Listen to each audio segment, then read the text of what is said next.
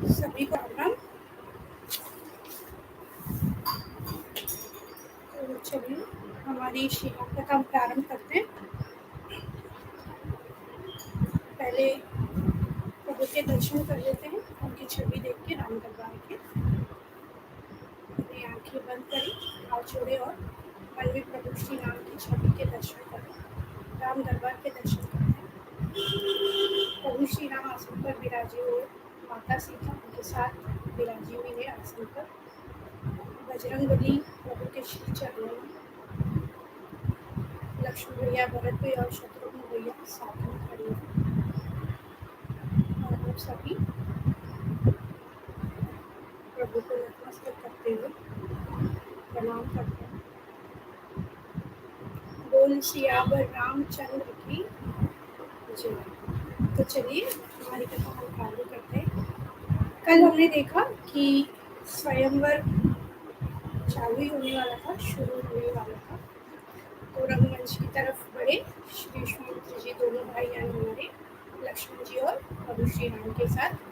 तो वहाँ पे फिर बात आए और कहा कथा में कि जो भी शिव जी के धनुष को तोड़ेंगे उन्हें सीता माता वरमाला पहनाई, यानी कि उनसे उनका विवाह हो जाए। और जितने भी राजा जन आए थे सभी ने अपनी अपनी तरफ से पूरी तरह से कोशिश की, लेकिन किसी से वो हिलाते नहीं। 10,000 राजाओं ने मिलकर उसे हिलाने की कोशिश की, किंतु वो जो धनुष था इतना कठोर था, शिव जी का वो टिका भी नहीं। और फिर राजा जनक ने कहा कि इस पृथ्वी पर ऐसा कोई वीर नहीं जो मेरी पुत्री से ब्याह कर सके। और फिर लक्ष्मण जी थोड़ा सा क्रोधित हुए। उन्होंने कहा कि जहाँ रघुकुल मणि श्री रामचंद्र बैठे वहाँ ऐसी बातें नहीं होनी चाहिए। और सही समय पर, ये जो हमने कल एक सीखी थी, सही समय, हमें हमेशा सही समय का इंतजार करना चाहिए, सही समय का वेट करना चाहिए, राइट टाइम पे राइट डिसीजन लेना चाहिए। तो जैसे विश्वामित्र जी ने राइट टाइम जाना है कि अब श्री राम जी को भेजा जा सकता है धनुष तोड़ने की आज्ञा देकर।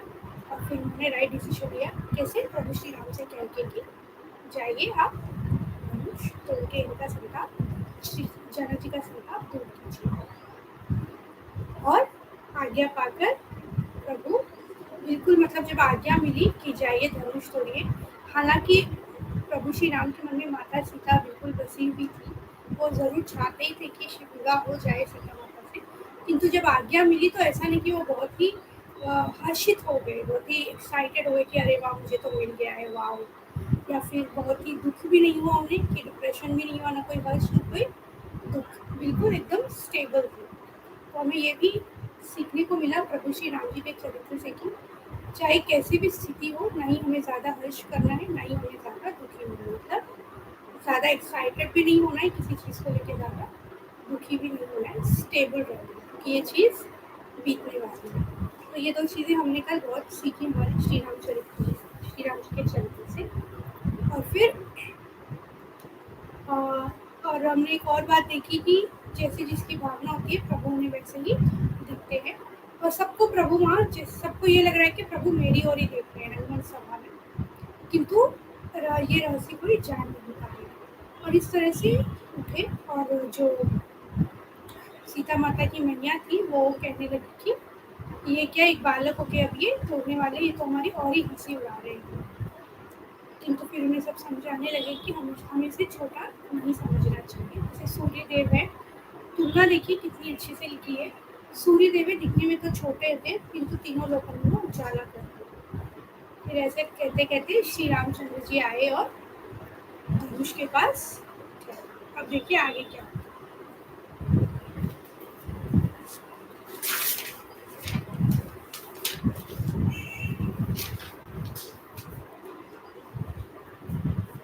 राम बिलो के लोग सब चित्र लिखे से देख, चितई सी कृपाय तन जानी विकल्प विशेष सियावर रामचंद्र जय श्री। तो हमने यहाँ तक देखा सभी को।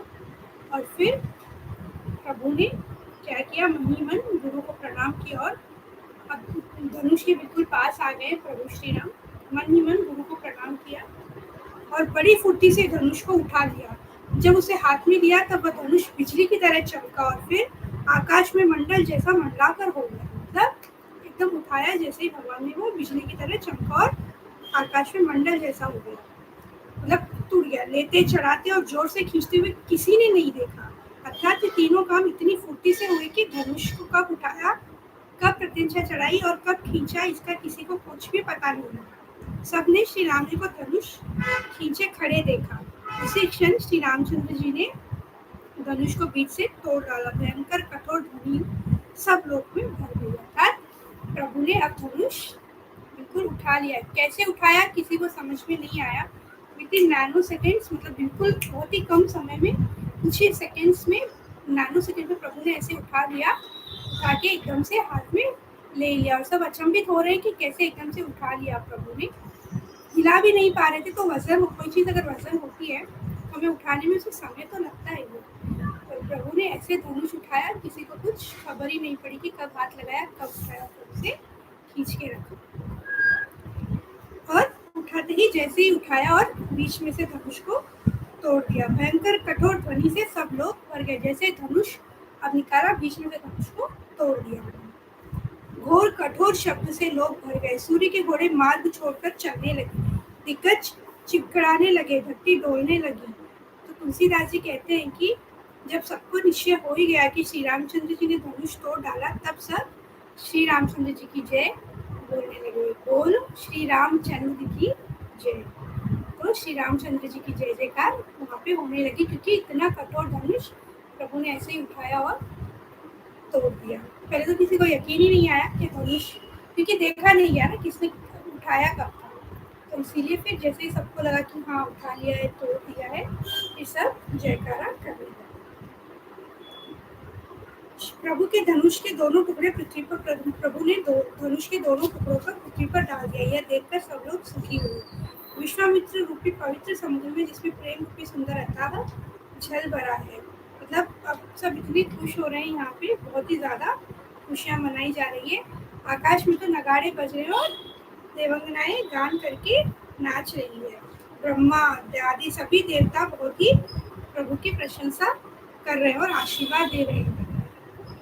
बंदिमागध सूत गण बिरुद बदई मति धीर, करहि निछावर लोग सब हय गय धन मन चीर। सियावर रामचंद्र भज जय शरण। धीर बुद्धि वाले भाट, मागध और सूत लोग कीर्ति का बखान कर रहे हैं। सब लोग घोड़े, हाथी, धन, मणि और वस्त्र निछावर कर रहे हैं। जान, मृदंग, शंख, शहनाई, भेरी, ढोल और सुहावने नगाड़े आदि बहुत प्रकार से सुंदर बाजे बज रहे हैं। जहाँ तहाँ युवतियां मंगल गीत गा रही हैं। सखियों सहित रानी अत्यंत हर्षित हुई, मानो सूखते हुए धान पर पानी पड़ गया हो। जनक जी ने सोच त्याग कर सुख प्राप्त किया, मानो तैरते तैरते थके हुए पुरुष ने घाव पा ली हो। श्री रामचंद्र जी को लक्ष्मण जी किस प्रकार देख रहे, जैसे चंद्रमा को चकोर का बच्चा देखा। तब शतानंद जी ने आज्ञा दी और सीता जी ने श्री रामचंद्र जी के पास गमन किया। तो सब जितने दुख में थे, जितनी टेंशन में थे, जनक जी और माता जी, सीता माता की मैया, सब बिल्कुल मतलब एकदम ऐसे खुश हो गए कि हाँ अब सब हो चुका है, ठीक हो चुका है। और फिर शतानंद जी ने सीता जी से कहा कि आप जाके आगमन कीजिए। संग सखी सुंदर चतुर गावहि मंगल चार, गवनि बाल मराल गति सुषमा अंग अपार। सियावर रामचंद्र भज जय शरणम। साथ में सुंदर चतुर सखियां मंगलाचार के गीत गा रही है। सीता जी बाल हंसिनी की चाल से चली, उनके अंगों में अपार शोभा है। आजकल जैसे संगीत होता है, डांस वांस होता है और गीत भी बहुत जगह गाते हैं, तो उस समय पे भी गीत जिसको बोलते हैं मंगल गीत होते हैं, हर टाइम के कुछ गीत होते थे। इट्स लाइक म्यूजिक ही समझ लीजिए एक तरह का, जिनको बोल में रख के गाया करते हैं, उन्हें गीत कहते हैं। तो वो गीत मंगल गीत गा रही है। अब इस तरह से सब आगे बढ़ रही है। सखियों के साथ हमारी माता सीता भी आगे बढ़ रही है। शरीर से तो बिल्कुल वो संकोच में है, पर मन में परम उत्साह। इनका यह गुप्त प्रेम किसी को जान ही नहीं पड़ रहा है। समीप जाकर श्री रामचंद्र जी की शोभा देखकर राजकुमारी सीता जी चित्र में लिखी सी रह गई, अर्थात स्टैचू हो गई बिल्कुल नजदीक से प्रभु श्री राम को देख के। चतुर्सखी ने यह दशा देखकर समझाकर कहा, सुहावनी जय माला पहनाओ। यह सुनकर सीता जी दोनों हाथों में माला उठाई पर प्रेम के वश होने से पहना ही नहीं जाता। तब सीता जी ने, अब थोड़ा सा यहाँ पे नोकझोंक लेते हैं कि अभी विवाह होने ही वाला है, स्वयंवर तो हो चुका है, विवाह होने वाला है। जनरली हम देखते हैं जब भी शादी होती है, हार और पहनाते हैं, रिसेप्शन या अक्षत, हम आजकल अक्षत बोलते हैं, तो वरमाला पहनाते हैं वर और वधू एक दूसरे को, दूल्हा दुल्हन। तो अक्सर ऐसा होता है कि दूल्हे थोड़े से, लड़के जो होते हैं थोड़े से लंबे होते हैं और लड़कियां थोड़ी सी छोटी होती है हाइट में, और फिर लड़के, अक्सर मैं बता रही हूँ, मतलब मोस्ट ऑफ द केसेस, और लड़के पेचा और पहन लेते हैं तो और लंबे दिखते हैं। और हमारे प्रभु श्री राम भी एकदम लंबे हैं और पेचा वेचा है तो और लंबे लग रहे हैं, और माता सीता थोड़ी सी हाइट में छोटी है। तो अब क्या करें, आज हम लोग माता सीता जी के परिवार की ओर हो जाते हैं, थोड़ा सा लड़की वालों की तरफ हो जाते हैं, क्योंकि अभी तो हम श्री राम जी का चरित्र ही पढ़ रहे हैं, बिल्कुल उनसे ही जुड़े हुए हैं। आज हम थोड़ा सा सीता माता की तरफ हो जाते हैं, उनकी पार्टी में शिफ्ट हो जाते हैं और प्रभु से कुछ निवेदन करते हैं। क्या, एक बहुत प्यारा सा गीत है हमारे यहाँ पे, 2 लाइन का हम गाते ही हैं, तो मैं जल्दी से वो ले लेती हूँ क्योंकि पूरा आनंद हम उठाएंगे स्वयंवर का, जयमाला का। चालिए सीता श्री राम जी सुब्याहानी, चालिए सीता श्री राम जी सुब्याहानी, हो झुक जाओ, झुक जाओ, झुक जाओ जी श्री राम, झुकनु पड़सी जी, झुक जाओ जी श्री राम, झुकनु पड़सी जी। चालिए सीता श्री राम जी सुब्याहानी, चालिए सीता श्री राम जी सुब्याहानी, हो झुक जाओ, झुक जाओ जी श्री राम के सिया मोरी छोटी सी, झुक जाओ जी श्री राम के सिया मोरी छोटी सी।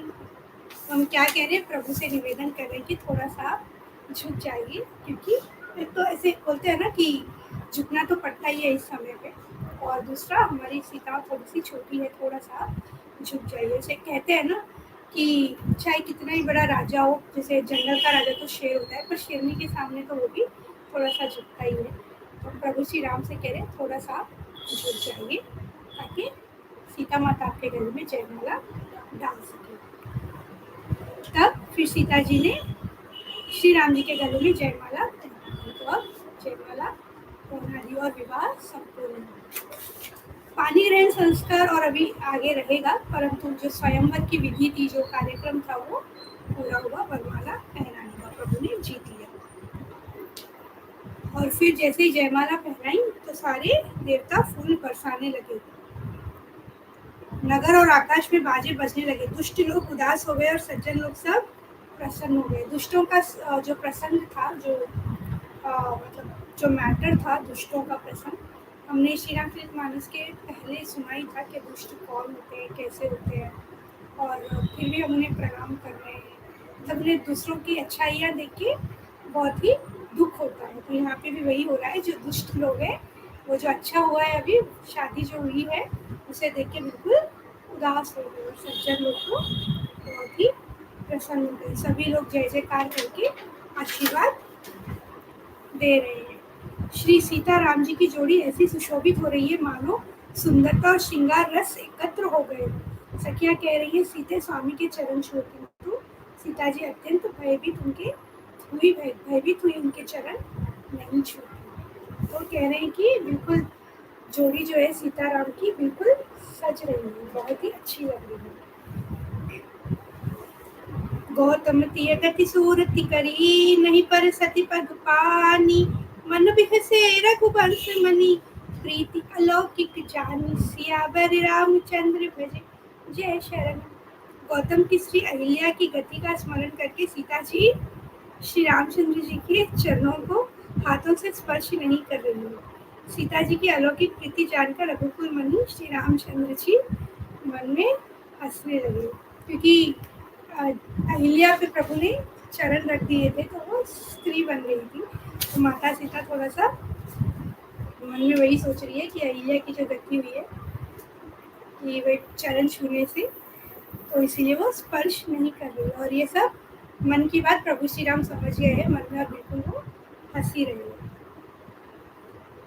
और फिर उसी समय सीता जी को देखकर कुछ राजा लोग लज्जा उठे। वे दुष्ट कुपूत और मूड राजा मन में बहुत तमतमाए हुए थे। उठ उठकर कवच पहनकर जहाँ तहाँ गाल बजाने लगे। तो कोई कहता सीता को छीन लो, दोनों राजकुमार को पकड़कर बांध लो, धनुष तोड़ने से ही क्या चाह नहीं सरेगी हमारे जीते जी राजकुमारी को कौन ब्याह सकता। अब सब लड़ाई झगड़ा वहाँ कर रहे हैं कि ऐसे कैसे कोई लेके जाएगा। इवन वो चैलेंज जीता है, हम तो लड़के हम ही लेके जाएंगे। अब है ना, कुछ बदमाश लोग होते हैं, सही काम हो भी जाए फिर भी उन्हें शांति नहीं रहती है कि भाई कुछ न कुछ तो हमें, जैसे आजकल बोलते हैं ना, कुछ न कुछ तो कार्य करनी है अच्छे काम में हमें, अच्छा काम तो किसी का बिगाड़ना नहीं है। तो यहाँ भी वही दुष्ट लोग हैं जो राजा थे, ऐसे कैसे लेके जा रहे हैं हम देखते हैं।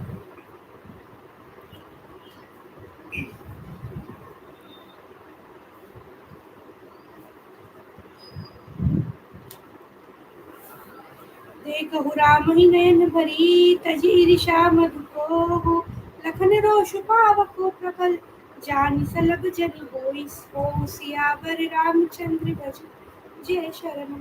ईर्षा घमंड और क्रोध छोड़कर नेत्र बल पे श्री रामचंद्र जी को देख लो। लक्ष्मण के क्रोध को प्रबल अग्नि जानकर उसमें पतंगे मत बनो। लक्ष्मण जी को बहुत ही क्रोध आ रहा था, तो कह रहे कि ऐसा ना करो। और फिर कोलाहल में सुनकर सीता जी शंकित हो गई। तब सखिया उन्हें वहां ले गई जहाँ रानी थी, यानी सीता जी की माता थी। अरुण नयन भ्रुकुटी कुटिल चितवन रोपन सको मनहु मत गज गणनी रखी सिंह किशोर चौक सियावर रामचंद्र भज जय शरण। उनके नेत्र लाल और भौहें टेढ़ी हो गई और वे क्रोध से राजाओं की ओर देखने लगे, मानो मतवाले हाथियों का झुंड देखकर सिंह के बच्चे को जोश आ गया हो। उसी मौके पर शिव जी के धनुष टूटना सुनकर भृगुकुल रूपी कमल के सूर्य परशुराम जी आए। तो जैसे ही धनुष तक अब ये सब चल ही रहा था, इतने में कौन आए, खलबली देख के तो पहले तो स्त्रियां व्याकुल हो गई जनकपुर की, और इतने में भृगुकुल रूपी परशुराम जी पधार गए। और वो कैसे, सिर पर जटा है, सुंदर मुखचंद्र क्रोध के कारण कुछ लाल हो गया है, तो थोड़ा सा उन्हें क्रोध आया हुआ है, वैसे ही एंटर हुए। शांत वेश करनी कठिन बरनी न जाई स्वरूप धरि मुनि तनु जनु पीर रसु आयहु जब सब भूप सियावर रामचंद्र भज जय शरण। शांत वेश है परंतु करनी बहुत कठोर है, स्वरूप का वर्णन नहीं किया जा सकता, मानो वीर रसी मुनि का शरीर धारण करके जहाँ सब राजयोग है वहाँ आ गया हो। परशुराम जी हित समझकर भी सहज ही जिसकी ओर देख लेते हैं वह समझता है कि मानो मेरी आयु पूरी हो गई है। फिर जनक जी ने आकर सिर नवाया और सीता जी को बुलाकर प्रणाम कराया। तो अब मतलब परशुराम जी थोड़े से क्रोधित रहते थे, तो कुछ लोग होते हैं ना बिल्कुल स्ट्रिक्ट होते हैं, हम डरते हैं, हमें यही लगता है कि भाई ये लोग, इन लोगों ने अगर देख लिया तो इतने स्ट्रिक्ट लोग थे, फिर हम सामने ही ना आए इनके, ऐसा हो। तो वैसे ही परशुराम जी को जैसे ही अगर सोचते कोई देख ले तो मेरी आयु तो खत्म गई, मतलब अब जाने का, दुनिया से जाने का समय आ गया, ऐसा सोच लेते, इतना डरते थे लोगों से। और फिर जनक जी आए, उन्होंने सीता माता को बुलाकर प्रणाम कराया। परशुराम जी ने सीता जी को फिर आशीर्वाद दिया और वहां से फिर वहां से सीता माता को लेके गए।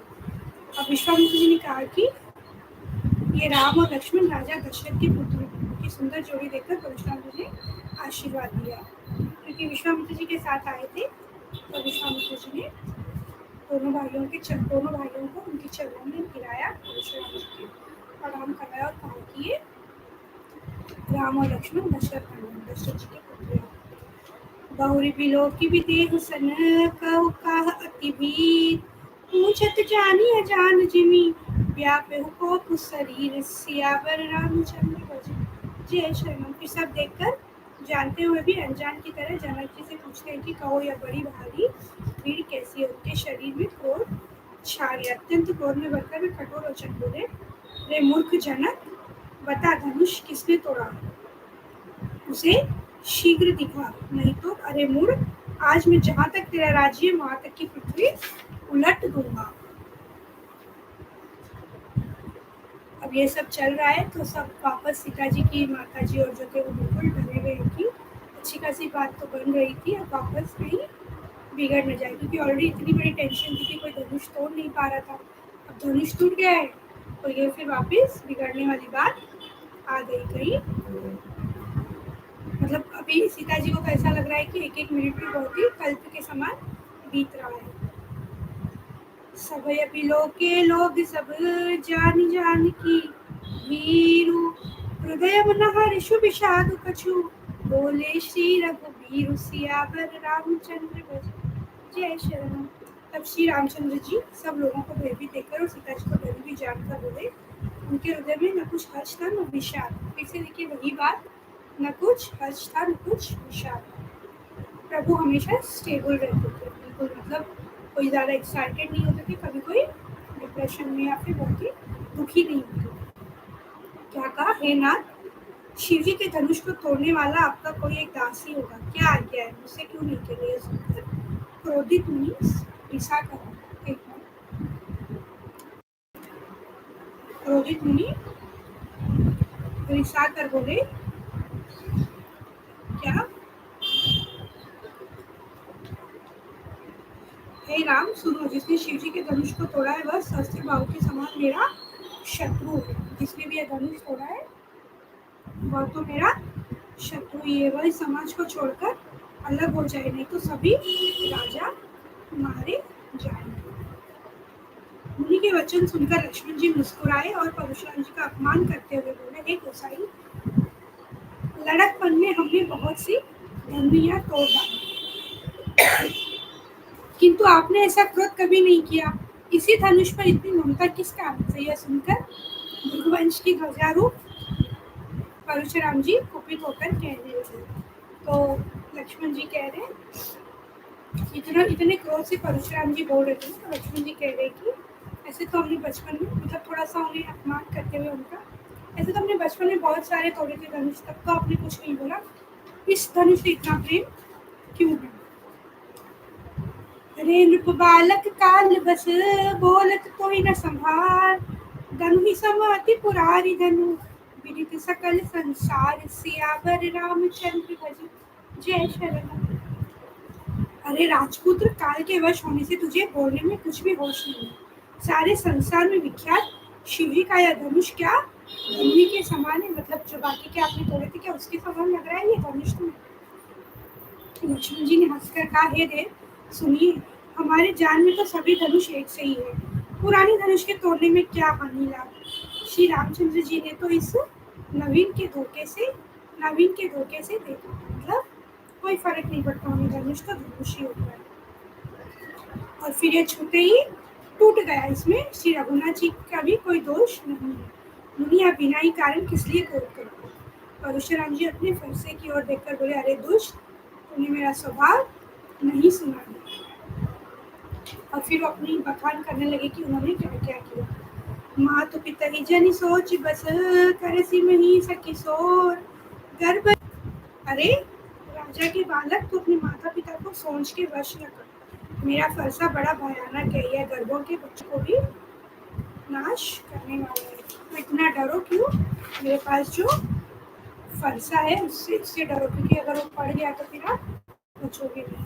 इस तरह से बहुत सारी डिस्कशन होने लगी दोनों के बीच में, गुरुरूपी परशुराम जी और हमारे लक्ष्मण भैया। जो बिलो की अनुचित कहूँ क्षमहु महामुनि धीर, सुनि सरोष भृगुवंश मनि बोले गिरा गंभीर, सियावर रामचंद्र भज जय शरण। इन्हें देखकर मैंने कुछ अनुचित कहा हो तो उसे हे धीर महामुनि क्षमा कीजिए। यह सुनकर भृगुवंश में परशुराम क्रोध के साथ गंभीर वाणी बोले, हे विश्वामित्र सुनो, यह बालक बड़ा ही बुद्धि और कुटिल है, काल के वश होकर यह अपने कुल का घातक बन जाए। विश्वामित्र जी कह रहे, परंतु फिर भी परशुराम जी मान नहीं रहे।